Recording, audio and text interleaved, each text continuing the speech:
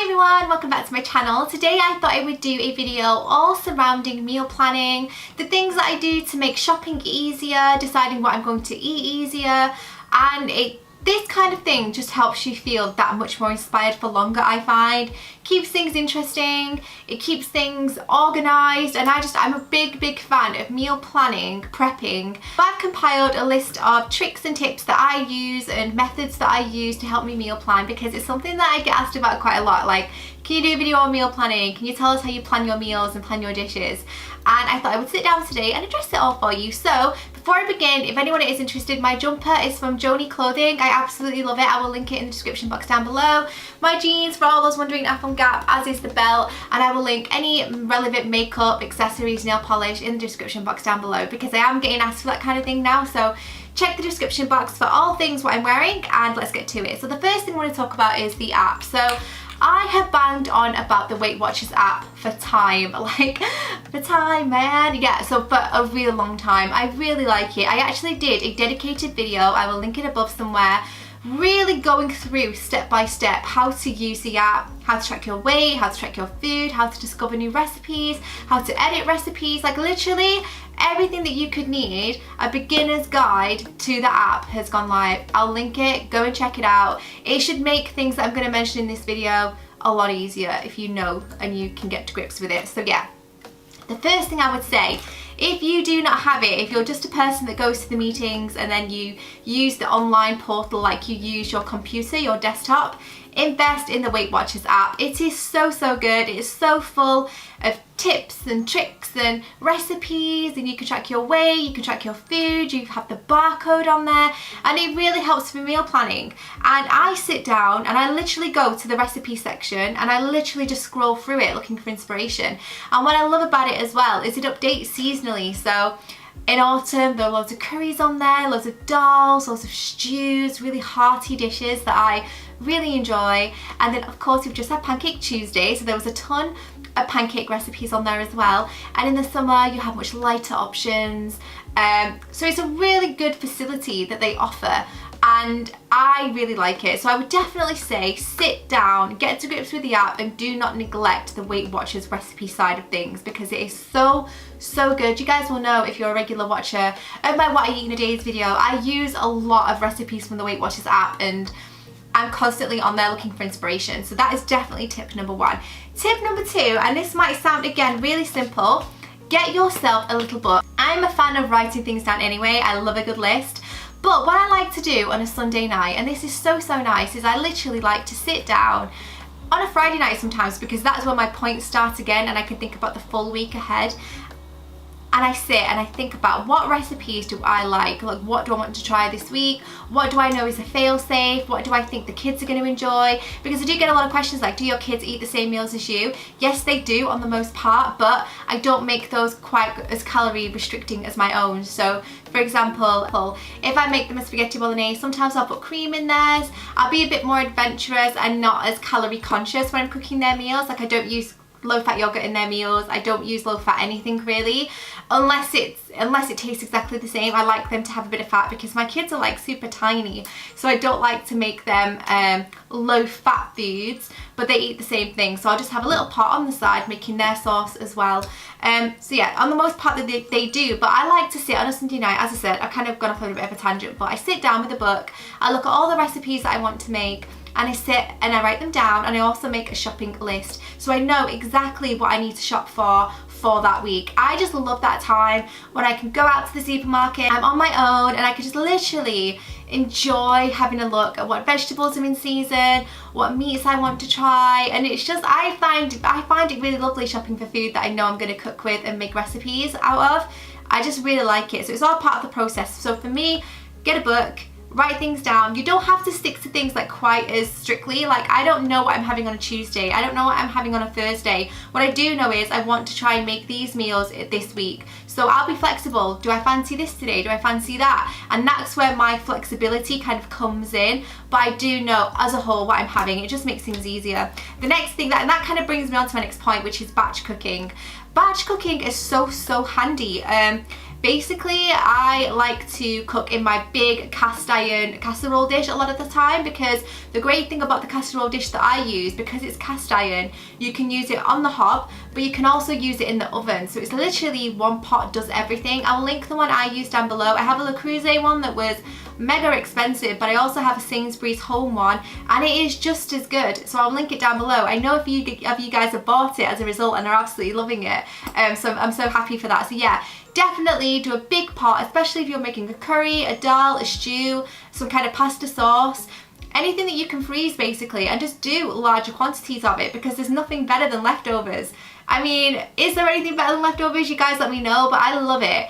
The next day when I'm having my lunch and I figure like, what do I want? And I can go to the freezer and just defrost something really quickly, and I have like a chili for my lunch, and it is mega. It is the one. So definitely batch cooking, especially if you're really busy.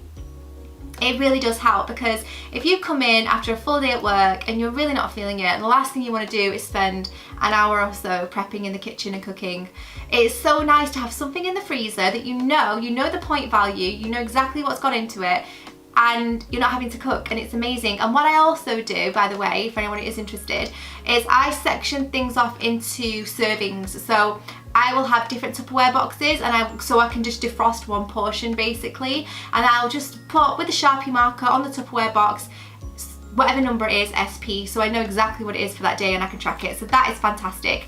And it leads me on to my next thing, which is slow cooking. So as much as meal planning is fantastic, and as much as batch cooking is fantastic, slow cooking is great as well. Again, especially if you're very busy, especially if you're not at home during the day, put something on in the morning, just wake up that little bit earlier, get everything into a pot, plug it in, and then go about your day. And it's so nice to know that dinner is cooking when you get home. Again, you're less likely to opt for the takeaway menus, you're less likely to have something that isn't that great for you. And 9 times out of 10, when you cook something from scratch, you can have so much more of it for the point value that you could have if you just bought something shop made. So definitely recommend slow cooking and freezing as well. It's such a fail safe for me, as are my Tupperwares. So I am that person that will go to Home Bargains and go to Wilkinson's and Lakeland and everywhere like that, and I will sit like a kid in the Cave of Wonders, and I will look at the Tupperware and kitchen section. I love it, and I've come across some real gems. So this I got from Aldi. This is a Systema lunch box, I guess. And these are fantastic because they have little locks on the side, so there's no way anything's getting out, and you can literally just pop things in there and pop them in the fridge, pop them in the freezer. Again, it's all that thing about batch cooking. These are fantastic. They freeze really well, they go in the fridge really well, and you can section things off. And also these are fantastic to take lunch with you on the go. So don't be that person that kind of has to second guess at lunchtime. If you have the time, make a packed lunch, get a box like this, everything's ready for you, and it's just a really fantastic idea.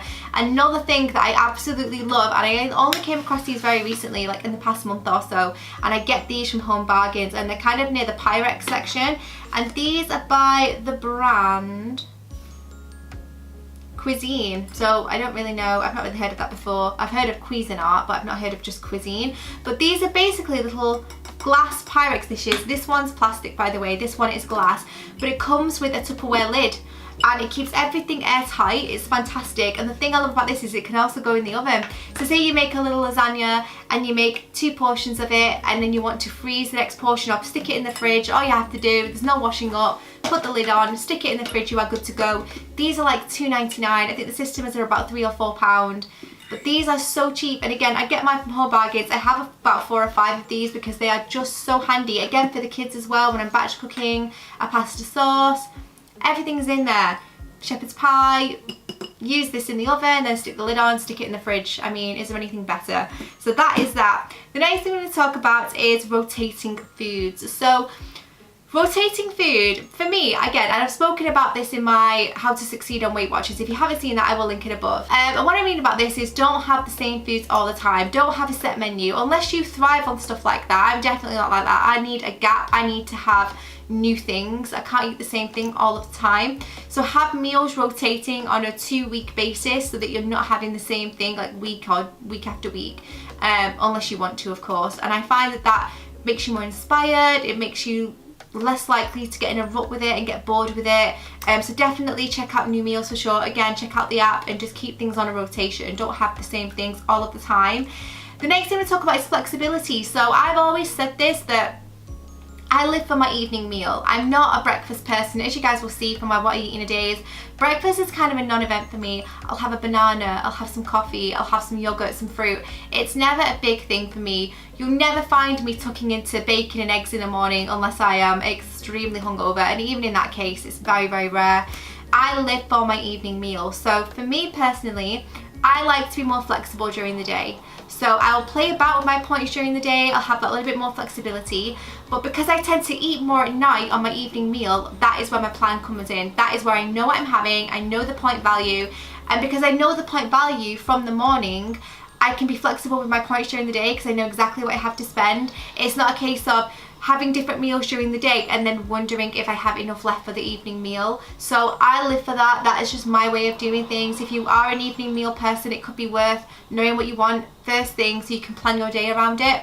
I find that really super helpful, and then you're not likely to go hungry at the end of the day. And then the last thing I want to talk about is point allocation, and that kind of comes into what I was just saying about knowing exactly what you're having, know your point allocation, because then you're less likely to go into your weeklies, and also you're less likely to have more than you needed left over and also less than you needed and then you have none to spare. So basically, know your daily point value, sit and think about your evening meal if that's where you tend to eat the most. Whatever meal you indulge in the most, whether it's breakfast or lunch or dinner, know what you're having, and then you can allocate your points quite neatly for the rest of the day. I find that sometimes, especially at the beginning when I was getting to grips with the system, when I was getting to the grips with my body, my portion control, with what my body needed to feel good, I struggled to allocate my points effectively and efficiently. So sometimes I would have loads of points left during the day and just think like, I'm really not eating enough, and then sometimes I'd be like, oh my god, literally I need to dip into my weeklies, which is fine. But I find that if you have a little bit of a plan, then you're less likely to fall into that situation. So definitely allocate your points, try and think about what you want, what you crave, and then you're less likely to balls it up at the end. So yeah, I hope these like little hints and tricks and tips help you on your journey. I hope that it's giving you a little inspiration to meal plan. I mean, I find it so much fun sitting down with a book again on an evening and just knowing what I'm having, going out and getting my groceries. I love all that. So yeah, let me know down below if you guys have any tips on meal planning, because I would love to hear from you. I'm all about trying new things and new ways, and you guys are so on it. Some of you are like mega, like you really know what you're doing, and I have to come to you and be like, what's this, what's that? So definitely comment down below if you have any tips to share. Thank you so much for watching. Don't forget to give this video a like if you enjoyed it, and subscribe if you're new to see more from me, and I'll see you in my next video.